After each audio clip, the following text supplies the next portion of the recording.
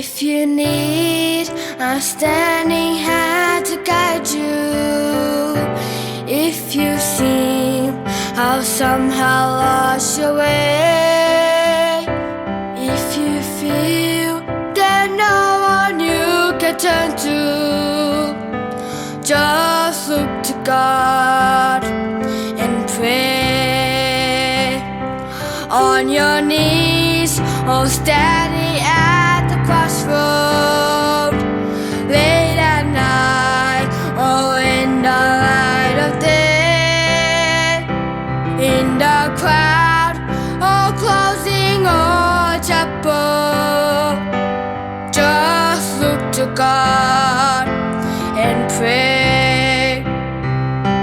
He's there when you're searching for the answers. He's there when you need a little grace. Anytime, anywhere you have a chance to seek the one who knows the way. Just pray.